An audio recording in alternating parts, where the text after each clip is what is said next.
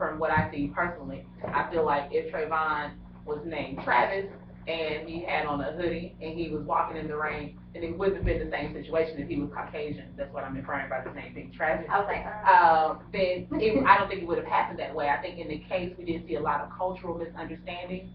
But to see the way that Trayvon, after and before the acquittal of George Zimmerman, was sort of denigrated in the media for having a grill and shooting a bird in a picture and smoking weed when major pop stars, Miley Cyrus, Justin Bieber, do those things, and it's not necessarily look the same way. They're still top artists, and people celebrate them, and kids emulate them.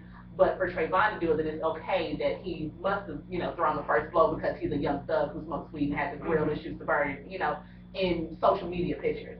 I think there are a lot of racial undertones in that, and while culture played a role into it, and stereotypes as well, I think all of those find roots in issues of racism and discrimination and lack of cultural understanding. I think for me, how they portrayed the race thing is the same thing as they did the president. I heard too many people say they voted for President Obama because he's black. Number one, he is not just black. He is Caucasian American and African American. You can't just look at one race and think, this person does this person does that, this person does that. And that's where the stereotypes for me comes in. Not all black people like fried chicken and waffle cones. I meant watermelon. I don't like watermelon. What? And I like watermelon. And you're not black. Look at that. And I'm not black. Look at that.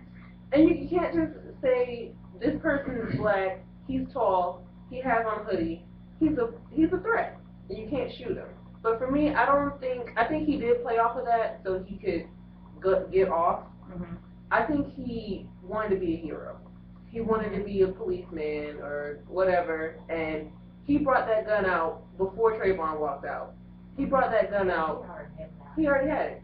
He purchased it to shoot somebody. He was going to shoot somebody regardless of their race, regardless of their gender, regardless of their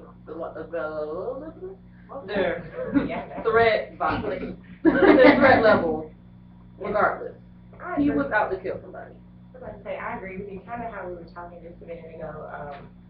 I heard a lot of people say they did not vote for Obama because he was black, and that's just a telltale sign of where we are as a whole, as a country, is that racism is still here.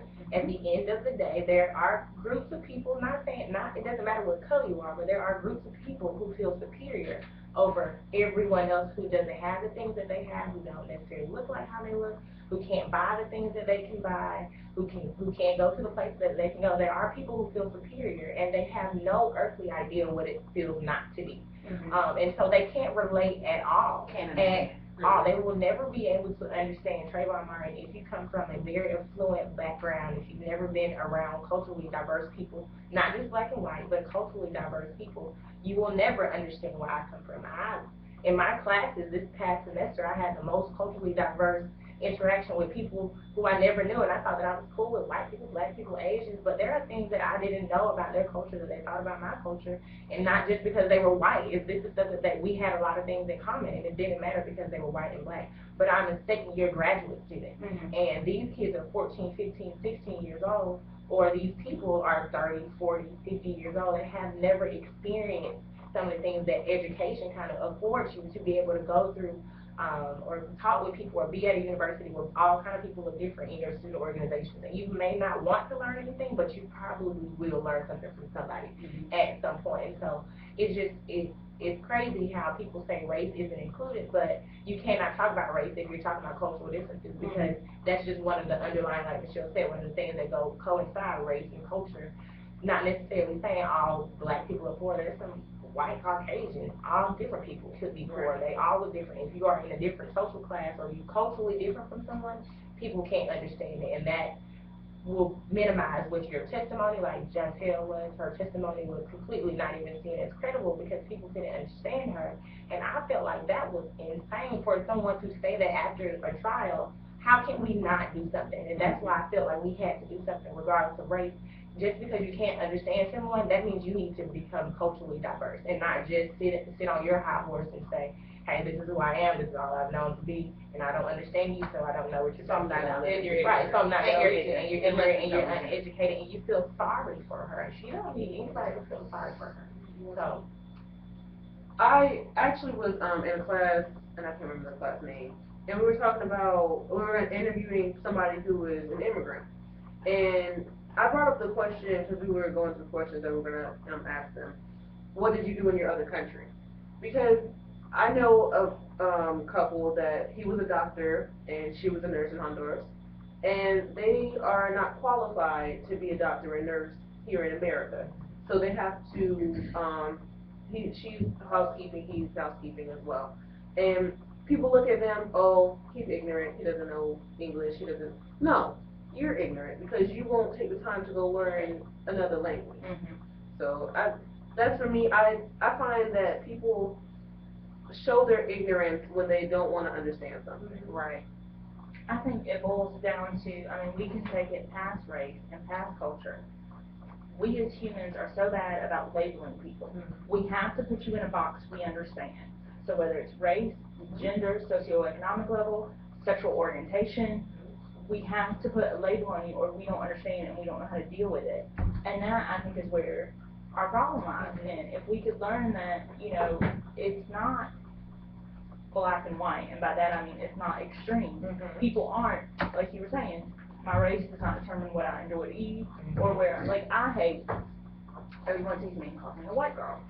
And I'm like, okay, but I'm not a Crayola color. You know, I'm black Irish, mixed with Cherokee, mixed with this, I mean, we're months. right. And I feel like by just saying you're a white girl, you're discounting Everything. my heritage. Yeah. You don't know me. You don't know what that says about me. You don't know what that, like Deborah was saying, you haven't bothered to get to know me.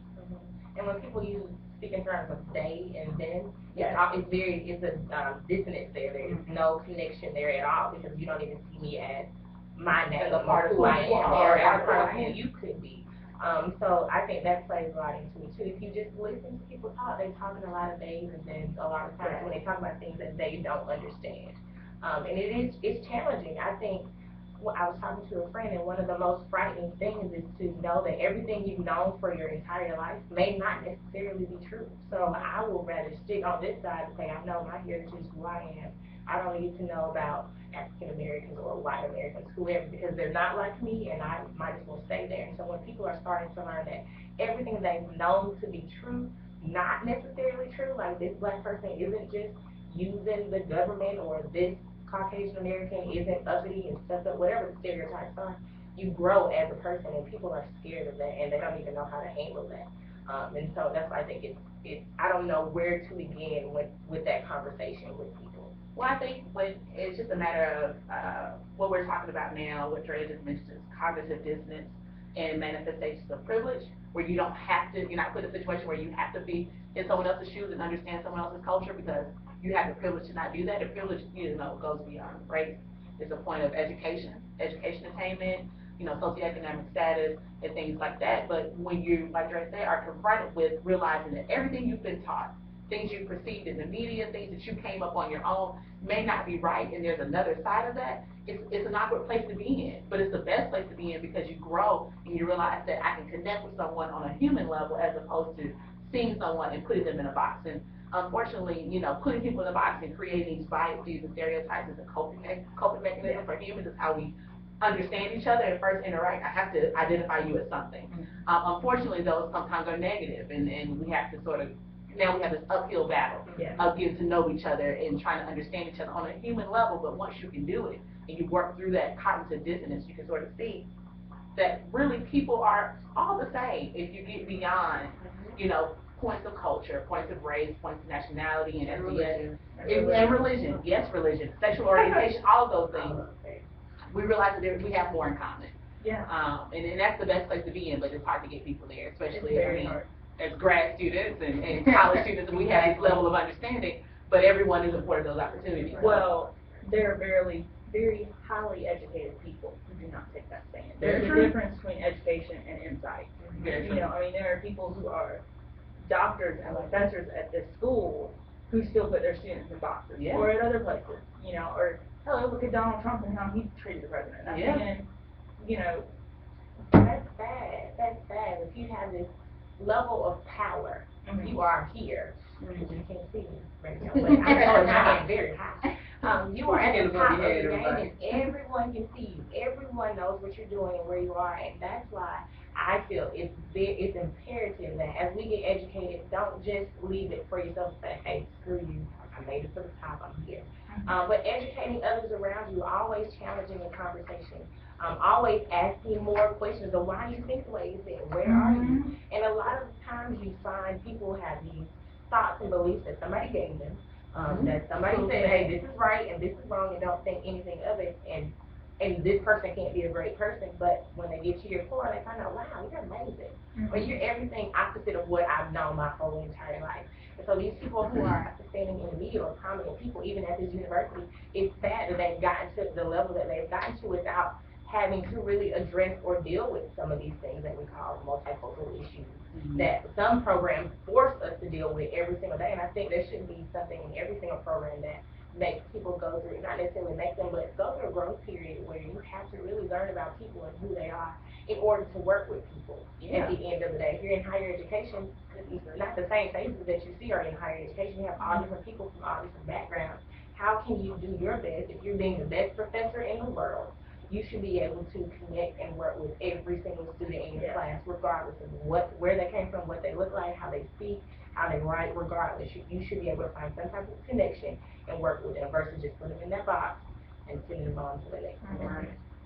All right, like, I wish this show was like 4 hours long. Yeah, we need more time. We can go in all day. But we're actually about to, we're gonna take a quick break, and when we get back, we're gonna switch, and Deborah is gonna come up here, and we're gonna learn about some Georgia laws that affect you, and things that you should know. We talk about, you know, how we don't agree with the Sandra law in Florida, but what laws are in Georgia that could affect you if, you know, you stood your ground against somebody and it didn't work very well? So this is The Love Below. We'll be right back, so stay tuned in.